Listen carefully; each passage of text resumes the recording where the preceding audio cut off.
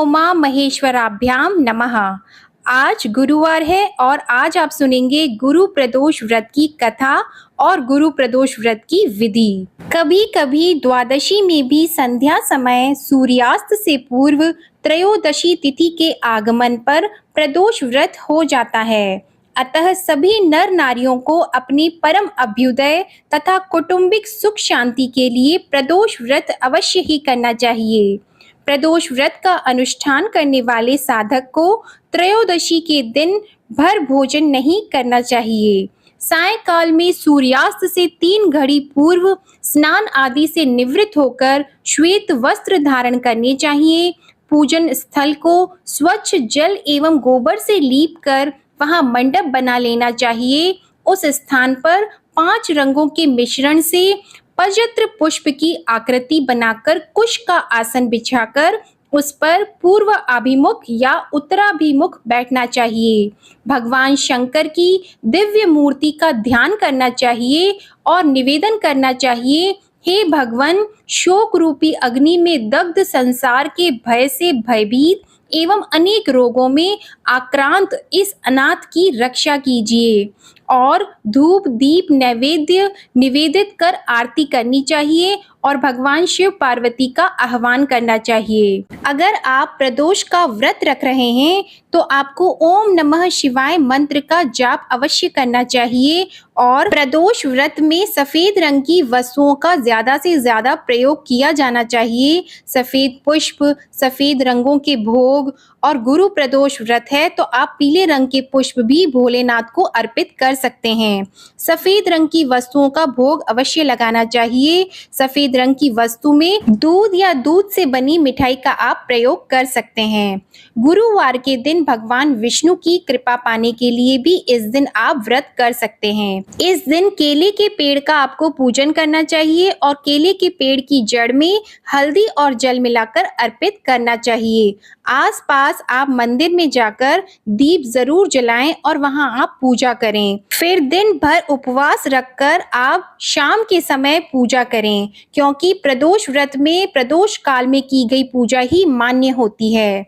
इसके लिए एक बार आप फिर स्नान कर लें और स्नान से निवृत्त होने के बाद आप पूजा कर सकते हैं। भगवान शिव को बेल पत्र और शमी पत्र बहुत प्रिय हैं, इसलिए अगर आपके घर के आसपास शमी का पौधा हो या वृक्ष हो, बेल का वृक्ष हो, तो आप वहां पर जाकर दीप जरूर जलाएं। पूजा की सामग्री में आप भांग, धतूरा और गंगा जल के लोटे का भी अवश्य प्रयोग करें, क्योंकि इससे भगवान शिव प्रसन्न होते हैं। और इसके बाद आप विधि विधान से हाथ में पुष्प रखकर व्रत की कथा भी पढ़ें या सुन सकते हैं। भगवान शिव की पूजा करने के बाद उनको आप भोग लगाएं और उनकी आधी ही परिक्रमा करें। इस व्रत में पूजा के बाद शाम को आप फलाहार का भी सेवन कर सकते हैं और इसमें आप नमक का सेवन बिल्कुल भी ना करें। और भगवान शिव की पूजा करते समय शिव रुद्राष्टक, शिव चालीसा और शिव स्तोत्र का भी पाठ करें। व्रत के बाद आप दान भी जरूर करें,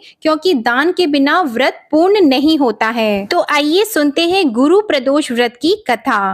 एक बार इंद्र और वृतासुर की सेना में घनघोर युद्ध हुआ और देवताओं ने दैत्य सेना को पराजित करके नष्ट भ्रष्ट कर डाला। यह देख वृतासुर अत्यंत क्रोधित होकर स्वयं युद्ध को उद्यत हुआ। आसुरी माया से उसने विकराल रूप धारण कर लिया और सभी देवता भयभीत हो गुरुदेव वनस्पति की शरण में गए। वनस्पति महाराज बोले, पहले मैं तुम्हें वृतासुर का वास्तविक परिचय देता हूँ। वृतासुर बड़ा तपस्वी और कर्मनिष्ठ है।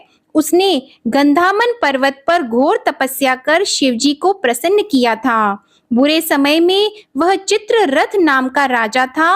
एक बार वह अपने विमान से कैलाश पर्वत चला गया और वह शिवजी के वाम अंग में माता पार्वती को विराजमान देखकर उपहास पूर्वक बोल रहा था कि हे प्रभु, यह माया में फंसे होने के कारण हम स्त्रियों के वशीभूत रहते हैं, किंतु देवलोक में ऐसा दृष्टिगोचर नहीं हुआ कि स्त्री आलिंगन बद्ध हो। सभा में बैठे चित्ररथ की यह वचन सुनकर सर्वव्यापी शिव शंकर हंसकर बोले, हे राजन, मेरा व्यवहारिक दृष्टिकोण पृथक है, यानी कि अलग है। मैंने मृत्युदाता कालकूट महाविष का पान किया है, फिर भी तुम साधारण जन की भांति मेरा उपहास उड़ाते हो। माता पार्वती क्रोधित होकर चित्रगुप्त से बोली कि अरे दुष्ट, तूने सर्वव्यापी महेश्वर के साथ ही मेरा भी उपहास किया है। अतएव मैं तुझे वह शिक्षा दूंगी कि फिर तू ऐसे संतों के उपहास का दुस्साहस नहीं करेगा। फिर माता ने अपना स्वरूप धारण करके विमान से नीचे उतरकर उसे शाप दिया।